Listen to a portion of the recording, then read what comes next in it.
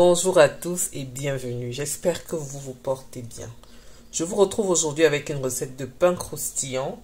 Et pour ce faire, j'utilise 500 g de farine, 200 g de yaourt, 100 ml de lait, 100 ml d'huile, 60 ml de beurre, une cuillère à soupe de sucre, on va utiliser une cuillère à café d'arôme vanille, 7 g de levure boulangère déshydratée et un œuf. Alors pour commencer notre recette, dans un saladier, on va verser notre huile, le lait, le sucre, le yaourt, l'œuf, ainsi que la levure, le beurre également,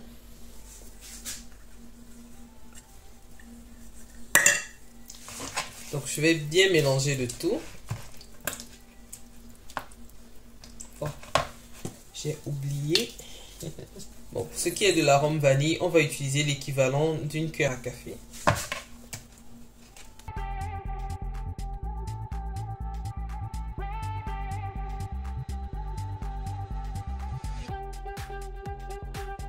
Je rajoute la farine. Je ne vous ai pas montré au départ, mais je vais également rajouter l'équivalent d'une pincée de sel. Donc je vais bien pétrir le tout.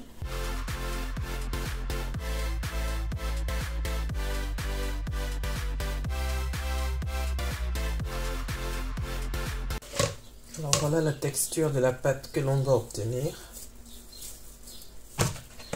Donc je vais couvrir le tout et je vais laisser reposer environ 1 heure.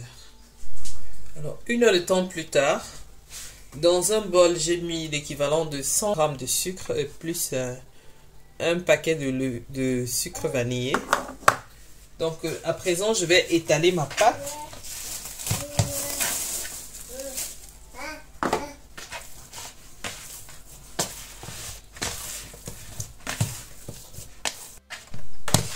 Mais avant, je vais étaler un peu de farine sur le plan de travail.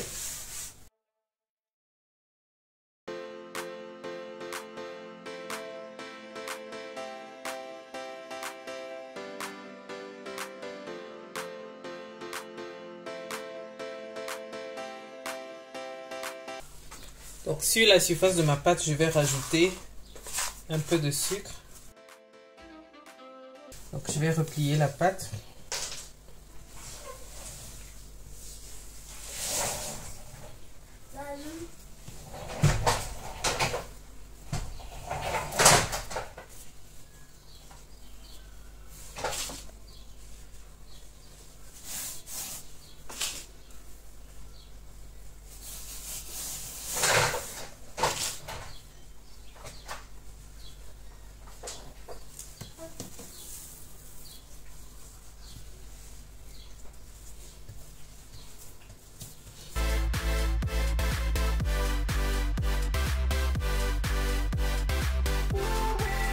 Donc je rajoute encore le sucre.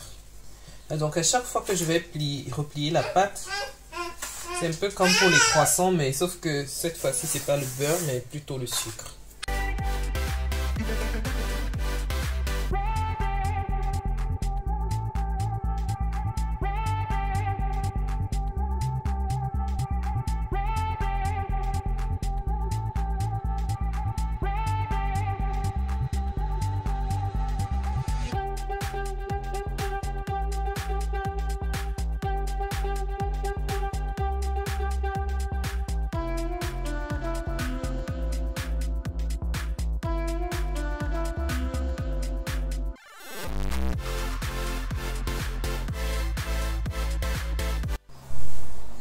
À ce stade-ci, on va étaler notre pâte pour couper nos pains ou alors nos biscuits. Je ne sais pas comment on va les appeler. N'oubliez pas de préchauffer le four à 180 degrés avant de commencer à étaler votre pâte.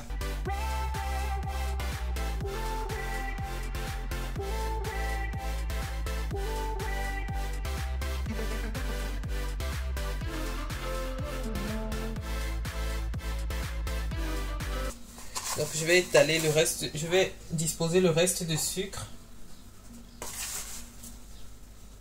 sur la surface de la pâte.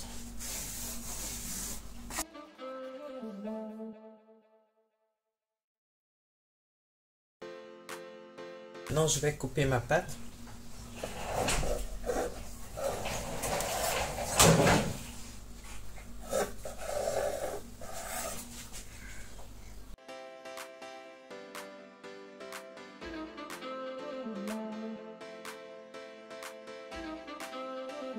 Je vais couper comme ça.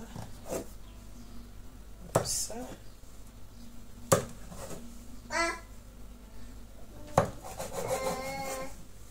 Voilà. Donc à présent, je vais les enfourner à 180 degrés, environ 25 à 30 minutes. Comme je le dis toujours, n'oubliez pas de surveiller la cuisson, car selon les fours, il se peut que la cuisson prenne moins de temps que prévu ou alors plus. Voilà ce que l'on obtient. Je vous remercie d'avoir regardé la vidéo jusqu'à la fin. Si elle vous a plu, n'hésitez pas, comme d'habitude, de me laisser un like, de me dire en commentaire ce que vous en avez pensé.